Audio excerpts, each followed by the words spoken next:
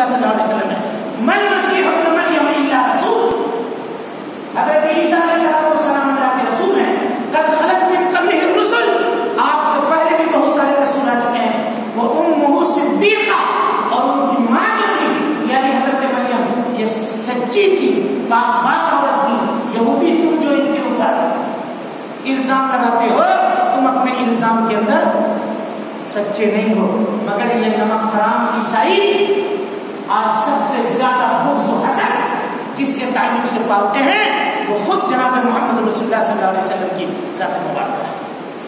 سمجھ رہے بات کو؟ اب آئیے یہی شاطر چالیں ہیں تاریخ کی جھروکے سے ہم آپ کے سامنے بیان کرنے کی کوشش کر رہے ہیں۔ یہ بولس آیا نصرانی ہو کر اور اس نے سب سے پہلے مسیحیت کے دین کے اندر تبدیلی کیا، اور کیا تبدیلی کی؟ حضرت عیسیٰ علیہ السلام کو اللہ کا بیٹا ہونے کا نظریہ سب سے پہلے اسی نے پیش کیا، اور جو بچی کچی باتیں تھیں ان ساری باتوں کو اس نے تحریف کر دی، بدل ڈالی، اور اس نے اپنے مسیحیت میں سے ایک چیلے کو چنا جس کا نام تھا لوقا۔ کیا نام تھا؟ لوقا۔ اس لوقا نے جو انجیل روایت کی ہے، انجیل لوقا آپ سنتے ہو نا، 4 روایت ہیں ان کے یہاں، انجیل برنابس کہتے ہیں یا لوقا کہتے ہیں یا متی کہتے ہیں، ایک اور انجیل ہے، یہ 4 انجیل ہے۔ چاروں میں سے جو سب سے معتبر انجیل ان کے یہاں مانی جاتی ہے یا انجیل کی جو روایت مانی جاتی ہے وہ انجیل لوقا ہے۔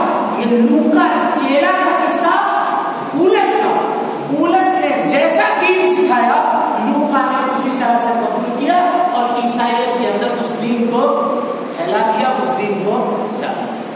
دیکھا آپ نے یہودیوں کی شاطر چالیں کس طرح سے ہوا کرتی ہیں؟ پہلا اب یہ یہودی یہ نصرانی اس دنیا کے اندر بسنے لگے، رہنے لگے۔ اب نصرانیوں سے ان کی کشمکش تھی، باقی دشمنی جو تھی وہ دشمنی باقی رہی۔ اب ان یہودیوں کو اپنی توریت میں پڑھی گئی پیشن گوئی کے مطابق انتظار تھا آخری نبی کا، اور توریت کے اندر یہ پیشن گوئی بھی کی گئی تھی کہ وہ آخری نبی ہجرت کرے گا اس مقام پر جہاں کھجوروں کی کھیتی ہوتی ہوگی۔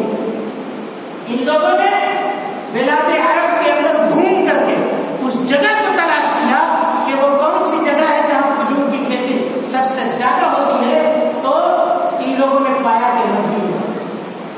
ملک شام میں جو لوگ بچے ہوئے تھے ان لوگوں نے ہجرت کر کے مدینہ منورہ لگائے۔ یہودی جو مدینہ کے اندر یا عرب کے اندر جزیرۃ العرب کے اندر جو یہودی ہیں یا تھے اس زمانے میں، وہ یہودی مہمان تھے، باہر سے آنے والے لوگ تھے، مہاجر تھے، وہاں کے اصل رہنے والے نہیں تھے۔ اس کو غور کیجیے گا، اصل رہنے والے نہیں تھے۔ یہ آئے تو آنے کے بعد اب ان کے یہاں اختلاف ہوا۔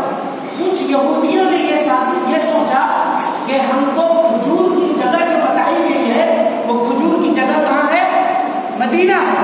اور کچھ یہودیوں نے یہ سوچا کہ نہیں، کھجور کی جگہ جو بتائی گئی ہے وہ کھجور کی جگہ خیبر ہے۔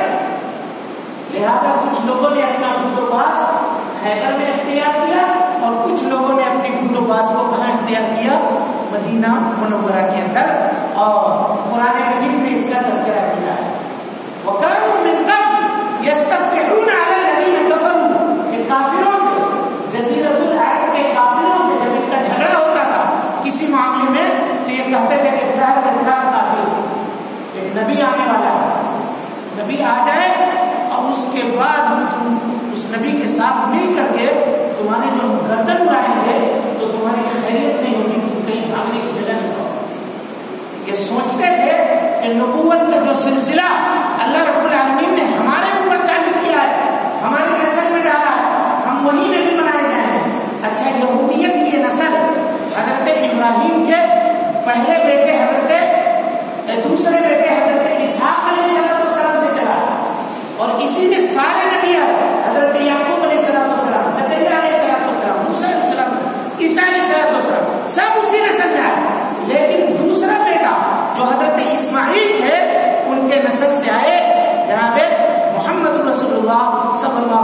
وسلم جس کو یہ یہودی تسلیم کرنے سے قاصر رہے اس کو نہیں مانتے.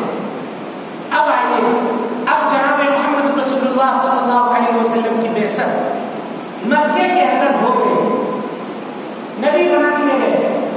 6 سال کی عمر ہے اللہ کے نبی صلی اللہ علیہ وسلم کی. حضرت ابو طالب نے آپ کو لیا، ہم ان کے شام میں سفر کر لیا اور روانہ ہوئے. راستے میں ایک جگہ قیام کیا، ایک راہب کے پاس لے کر کے گئے. تاریخ والے اس روایت کو ضعیف کہتے ہیں، لیکن بعض شواہد کے مطابق جب ان کو جمع کیا جائے تو تاریخ کی یہ روایت ایک گنا صحیح معلوم ہوتی ہے، جو بعد میں ہم اس کی تائید آپ کے سامنے بیان کریں گے. اس یہودی نے یہ کہا کہ اے ابو طالب، یہ جو بچہ ہے بڑے ہو کر کے اس کی بڑی شان ہونے والی ہے، اس کو لے کر کے تم ملک شام مت جاؤ، کیونکہ یہودی جب یہ دیکھیں گے کہ یہ بچہ تمہارے گھرانے میں پیدا ہو گیا، عرب میں پیدا ہو گیا، تو وہ اس کو برداشت نہیں کر سکیں گے اور یہ اس کو قتل کر دیں گے. اس کی پیشانی پہ میں وہ عبارت پڑھ رہا ہوں جو توریت کے اندر صاف صاف بیان کی گئی ہے، اس کی بڑی شان ہونے والی ہے. حضرت ابو طالب نے بھتیجے کو سمیٹا اور وہیں سے لے کر کے آپ چلے آئے مکہ المکرمہ. ٹھیک ہے، اب آئیے نبی صلی اللہ علیہ وسلم نبی بنا دیے گئے. آپ صلی اللہ علیہ وسلم تقریباً 13 برس مکہ میں باقی رہے اور 13 برس کے بعد ہجرت کر کے آپ صلی اللہ علیہ وسلم کہاں جا رہے ہیں؟ مدینہ منورہ. یہی وہ بستی تھی جہاں یہودی آباد. ابن اخطب جو قبیلے بنو نذیر کا سردار تھا، یہ بات جان لیجیے. نبی صلی اللہ علیہ وسلم کے زمانے میں یہودیوں کا 3 قبیلہ آباد تھا مدینہ منورہ میں. ایک قبیلہ تھا قبیلہ بنو قینقاع، ایک قبیلہ تھا قبیلہ بنو نذیر، اور ایک قبیلہ تھا قبیلہ بنو قریظہ. یہ 3 قبیلہ تھا جو کہاں آباد تھا؟ مدینہ منورہ کے اندر یہودیوں کا. اللہ کے نبی صلی اللہ علیہ وسلم جب ہجرت کر کے آ رہے تھے تو قبیلہ بنو نذیر کے ابن اخطب جو ان کا سردار تھا، اب بڑا راہب تھا، کتاب کا علم تھا، اس کو صبح سویرے کے نہا دھوا کر کے تیار ہو کر کے فجر سے پہلے ہی اپنے گھر سے نکل گیا. اب کہاں گیا؟ قباء کے مقام پر جا کر کھڑا ہو گیا تاکہ اللہ کے نبی صلی اللہ علیہ وسلم کی نبوت کی جو نشانی اس نے اپنی کتاب میں پڑھی تھی، وہ نشانی نبی صلی اللہ علیہ وسلم کے چہرے کے اوپر تلاش کر سکے. ان کی بیٹی کہتی ہے جو بعد میں مسلمان ہوئی کہ میں نے اپنے باپ کو دیکھا کہ میرے والد صبح کے نکلے ہوئے شام کو آئے، تھکے ہارے، مغموم چہرہ لٹکا ہوا ہے، شکل کالی پڑ چکی ہے، آئے گھر کے اندر تشریف لائے. تو میرے چچا نے، ہم لوگوں کو یہ جرت نہیں ہو سکی کہ باپ کو چھیڑے. چچا نے آ کر گفتگو کی اور پوچھا، ابو تم جو دیکھنے گئے تھے کیا یہ وہی آدمی ہے؟ کہا واللہ قسم اللہ کی وہ وہی ہے. بھاری بلندر ہو گیا، کیسے نبی بن گیا عرب میں؟ یہ تو ہمارے یہاں آنے والا تھا. کہا تو اب کیا کہیے گا، آپ کیا کیجیے گا؟ کہا سوائے بغاوت اور سوائے دشمنی کے کوئی دوسرا. ہم اس کو نہیں مانتے. کیوں؟ حسد حسد بغض اور عداوت جو ان کے دلوں کے اندر تھی، اس کی وجہ سے ان لوگوں نے نبی صلی اللہ علیہ وسلم کے نبوت کو دیکھنے کے باوجود آپ صلی اللہ علیہ وسلم کو ماننے سے انکار نہیں مانا. ٹھیک ہے، اللہ کے نبی صلی اللہ علیہ وسلم مدینہ منورہ آ گئے.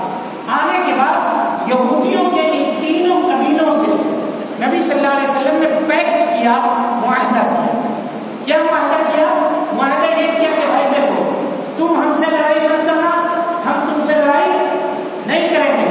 مصیبت، کوئی پریشانی ہوگی، کوئی دیت وغیرہ کی بات ہوگی تو دیت کے اندر تم کو شریک ہونا پڑے گا، تم کو بھی دیت دینا پڑے گا.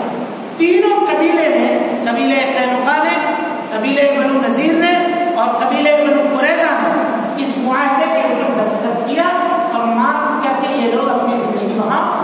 گزارنا شروع کر دیا۔ اب دیکھیے مورخین نے لکھا ہے تاریخ اپنے آپ کو دہراتی ہے، تاریخ اپنے آپ کو دہراتی ہے۔ یہودی ابھی ہم نے آپ کو بتایا کہ یہ جزیرۃ العرب کے رہنے والے نہیں تھے، باہر سے آئے ہوئے تھے، لیکن مدینہ کی جو اکنومی تھی، اقتصادی جو معاملہ تھا، اس پورے اقتصادی معاملات کے اوپر جن کا قبضہ تھا وہ یہودی، پورے اقتصادی معاملات۔ اچھا، یہ عرب کے لوگ دو قبیلوں کے اندر تقسیم تھے، ایک قبیلہ تھا قبیلہ اوس اور دوسرا قبیلہ تھا قبیلہ خزرج، دو قبیلے تھے۔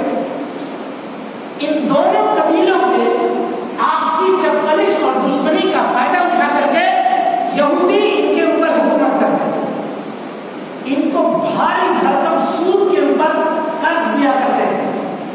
یہ لوگ قرض سود لے کر کے آتے تھے اور اس قدر سود کا بوجھ ہو جاتا تھا، اس قدر بوجھ ہو جاتا تھا کہ پشت در پشت ان یہودیوں کے احسانات کے تلے یہ لوگ دب جاتے تھے اور یہ لوگ کچھ نہیں سکتے، یہاں تک کہ ان یہودیوں نے مدینہ کے گلیوں میں ان لوگوں کو چلنے کے لیے پروٹوکول بنایا تھا۔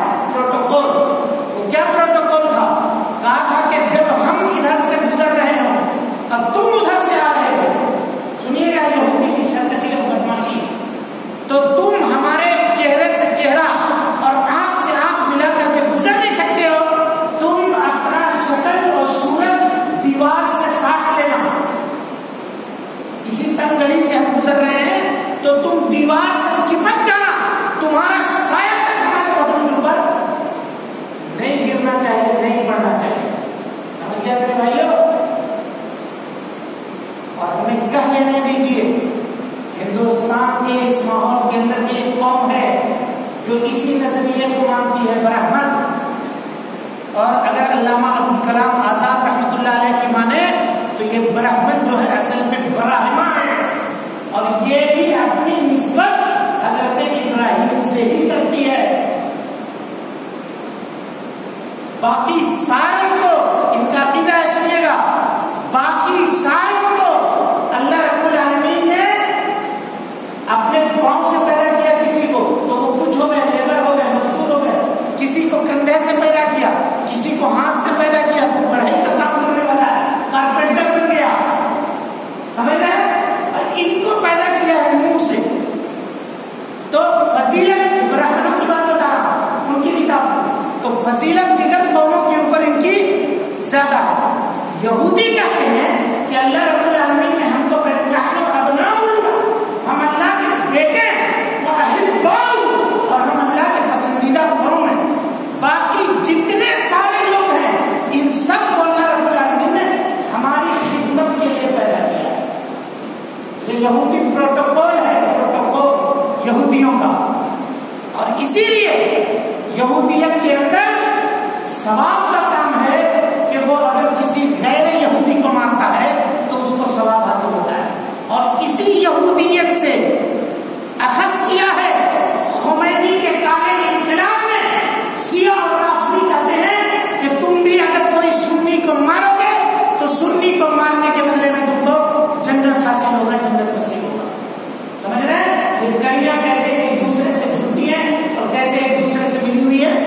بہرحال پھر تفصیل کے اندر میں جانا نہیں چاہتا۔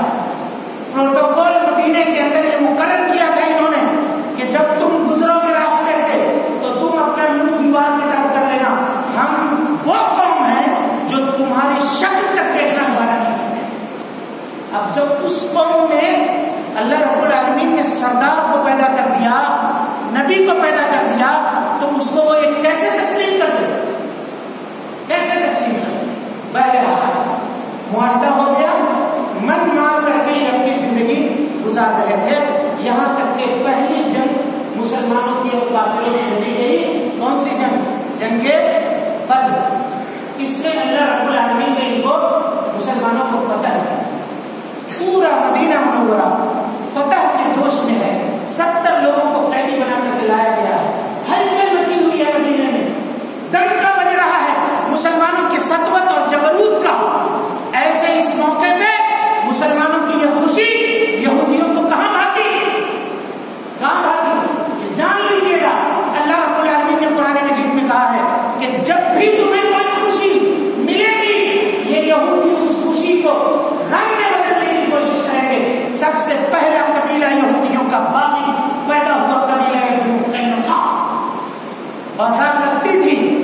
بازار میں ایک مسلمان صحابیہ خاتون کچھ سامان خریدنے کے لیے گئی.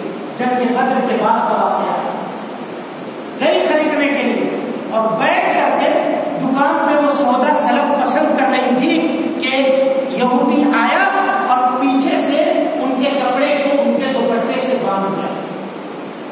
اب جب وہ کھڑی ہوئی صحابیہ تو پیچھے سے ان کا سطر کھل گیا. چونکہ کپڑا دوپٹے کے ساتھ بنا ہوا تھا, کپڑا کھینچا تو پیچھے سے کپڑا اٹھ گیا. اب ان صحابیہ نے شرم کے مارے جی یا بتا یہ کیا ہو گیا, بڑا غضب ہو گیا میرے ساتھ, ظلم ہو گیا, ستم ہو گیا. اور جو یہودی جس نے یہ کیا تھا وہ تالی مار کر کے اور دو چار لوگ بیٹھ کر کے آگے مار کر کے ہنس رہے. مسلمان باغیرت صحابی وہاں پہ موجود تھے, انہوں نے اپنی تلوار نکالی اور اس یہودی کی گردن مار دیا اس کو. اب یہودیوں نے اپنے لوگوں کو بلایا, مسلمانوں نے اپنے لوگوں کو بلایا, تھوڑی بہت لڑائی ہوئی, 3 صحابہ کرام کو شہید کر دیا گیا اور یہودیوں کے بھی 3-4 لوگ مارے گئے. یہ لوگ آئے اللہ کے نبی صلی اللہ علیہ وسلم کے پاس. اب جناب محمد رسول اللہ صلی اللہ علیہ وسلم نے ایک فوج تیار کی, امیڈیٹلی, اور تیار کرنے کے بعد بنو قینقاع کو دے دیا. کہا اسلام لاؤ, کہا نہیں ہم اسلام نہیں لائیں.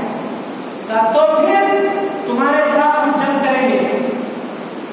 یہودیوں کا سب سے بڑا جو اس وقت ان کا سرخواہ کہہ لیجیے یا ان کا ایجنٹ کہہ لیجیے عبداللہ ابن ابی رئیس المنافقین, یہ کھڑا ہو گیا اور اس نے کہا کہ اللہ کے نبی صلی اللہ علیہ وسلم یہ لوگ ہمارے دوست ہیں, یہ ہمارے ساتھ معاملہ کرتے تھے, ہم ان کے ساتھ اٹھتے بیٹھتے تھے, ہماری رشتے داری ہے ان کے ساتھ, آپ ان سے لڑائی نہیں کر سکتے ہیں, ہم اس کی مخالفت ہیں, نہیں لڑنے دیں گے آپ. یہ اپنے لوگوں کو لے کر کھڑا ہو گیا. اللہ کے نبی صلی اللہ علیہ وسلم نے مصلحت اس میں جانی اور یہ فیصلہ صادر فرمایا کہ تم لوگ یہ ملک چھوڑ کر کے نکلو, جب باہر جاؤ گے باہر. ان کو نبی صلی اللہ علیہ وسلم نے مدینہ منورہ سے بنو قینقاع کو نکال باہر کیا اور یہ لوگ وہاں سے نکل کر چلے گئے. یہ انجام ہوا کس کا؟ بنو قینقاع. اب دوسرا قبیلہ یہودیوں کا باقی تھا, قبیلہ بنو نذیر. قبیلہ بنو نذیر جنگ احد کے بعد دیکھیے گا کس طرح سے ایک دوسرے سے تاریخ جڑی ہوئی. جنگ احد کے بعد جب مسلمانوں کو ایک طرح سے شکست اٹھانی پڑی, مسلمانوں کی سمعت جو جنگ بدر میں تیار ہوئی تھی, جو ایک ولولہ اور دبدبہ لوگوں کے دلوں کے اندر بیٹھا تھا, جنگ احد کے ذریعے سے تھوڑا کمزور پڑا. سمجھ رہے ہیں, کمزور پڑا. تو ایسے اس موقع پہ ریاض کے نجد کے علاقے سے کچھ مسلمان آئے جن کو ملاحد ابن مسنہ کہتے ہیں. یہ آئے اور آ کر کے مسلمان ہوئے اللہ کے نبی صلی اللہ علیہ وسلم کے پاس, اور انہوں نے کہا کہ اللہ کے نبی صلی اللہ علیہ وسلم ہمارے پیچھے ایک بڑا قبیلہ ہے, آپ ایسا کیجئے کچھ حافظ قرآن کو اور کچھ لوگوں کو ہمارے ساتھ روانہ کیجیے, ہمارے ساتھ بھیجیے, ہم ان کو لے جا کر کے یہ لوگ ہمارے یہاں جا کر کے دعوت و تبلیغ کریں گے, دین کی باتیں پھیلائیں گے. سن رہے ہیں آپ لوگ, غور تو نہیں ہو رہے؟ اب یہ عنوان ہی ایسا ہے, یہ عنوان ہی ایسا ہے, یہ بیک گراؤنڈ اس طرح بنانا پڑے گا تب جا کر کے ہم جا سکتے ہیں. بہرحال اس کو اختصار کرتے ہیں. کہا کہ آپ بھیجیے. اللہ کے نبی صلی اللہ علیہ وسلم نے 70 صحابہ کرام جو قرآن مجید کے حافظ تھے ان کو تیار کیا, اور تیار کرنے کے بعد ملاحد ابن مسنہ کے حوالے کیا اور کہا کہ آپ لے کر کے جائیے. لیکن نبی صلی اللہ علیہ وسلم نے یہ خدشہ ظاہر کیا کہ تم لے کر جا رہے ہو, حجاز کا بہت بڑا علاقہ ایسا ہے جو کافروں سے اور ان یہودیوں سے پٹا ہوا ہے, یہ لوگ تمہارے اوپر حملہ کریں گے تو تم کیا کرو گے؟ کہا کہ میں ان کو پناہ دیتا ہوں, میں چھوٹا موٹا میں آدمی نہیں ہوں, میں ایک قبیلے کا سردار ہوں, اور عرب کے اندر میرے بھائیوں ایک کوئی فقیر شخص اگر کسی کو پناہ دے دیتا تو بادشاہ کو یا کسی خاندان کے قبیلے کے بڑے آدمی کو بھی یہ ہمت نہیں ہوتی تھی کہ اس کو قتل کر دے. یہ ان کے یہاں قانون بنا ہوا. بہرحال جب اس نے اپنی ذمہ داری قبول کی تو اللہ کے نبی صلی اللہ علیہ وسلم نے ان کو نکلنے کی اجازت دے دی اور یہ بہت بڑا میرے بھائیوں ایک سانحہ پیش ہونے والا تھا جو جناب محمد رسول اللہ صلی اللہ علیہ وسلم کے کرے تھے اور آپ کے سینے انور کے اوپر گزرا ہے. بڑا واقعہ ہے اسلام کا، دل دوز واقعہ. لے کر کے نکلے قبیلے بنو نذیر کے سردار عامر ابن طفیل الدوسی کو اس کی خبر لگ گئی. نجد کے ڈاکوؤں کو اس نے خبردار کر دیا کہ دیکھو مدینے سے قافلہ نکلا ہے، تم کچھ کر سکتے ہو تو کرو. اور یہ خود نکلا اور قبیلے والوں کو، بستی والوں کو کہا کہ یہ قافلہ جا رہا ہے، مارو اس کو. نکل گئے بستی کے لوگ لاٹھی اور ڈنڈا تلوار لے کر کے. ملاحم ابن مسنہ نے کہا کہ خبردار، تم ان کے اوپر حملہ نہیں کر سکتے ہو، تم ان کو مار نہیں سکتے ہو، یہ میرے لوگ ہیں، میں نے ان کو پناہ دیا. آج کسی کی پناہ نہیں دیکھی جائے گی. عامر ابن طفیل نے کہا کہ آج کسی کی پناہ نہیں دیکھی جائے گی، تمہاری بھی نہیں دیکھی جائے گی. تم نجد کے ریاض کے رہنے والے ہو، تم آ کر کے ہمارے یہاں حکومت کرو گے. کسی کی پناہ کی ہم کو پرواہ نہیں ہے. اور ان لوگوں نے میرے بھائیوں 70 صحابہ کرام میں سے 67 صحابہ کرام کو، یعنی 67 صحابہ کرام کو قتل کر دیا، شہید کر دیا، مارا. یہ سب حافظ قرآن تھے. بتائیے یہ امت کا کتنا بڑا نقصان ہوا. کس کے ذریعے سے؟ کس کے ذریعے سے؟ یعنی یہودی سازش کے نتیجے میں. 3 صحابی پیچھے بچ گئے تھے. 3 صحابی یہ لوگ کسی کام سے پیچھے رک گئے تھے. یہی 70 لوگوں میں جب یہ لوگ آئے تو دیکھا کہ یہ تو ہمارے پورے کے پورے لوگ مارے ہوئے ہیں. اب یہ لوگ نکلنا چاہتے تھے کہ لوگوں نے حملہ کیا اور تینوں کو گرفتار کر لیا. محمد ابن عامر الزمری، یحییٰ ابن عامر الزمری، یہ ایک صحابی ہے. ان کو طفیل ابن عامر نے اپنا قیدی بنایا. لیکن طفیل ابن عامر نے یہ کہا کہ دیکھو بھائی میری ماں نے یہ نسل مانی تھی، اور کیجیے گا اس پوائنٹ کو نوٹ کیجیے گا، میری ماں نے یہ نسل مانی تھی کہ میں غلام آزاد کروں گا، تو جاؤ میں اپنی ماں کی طرف سے تم کو آزاد کروں گا. یہ کافر تھا.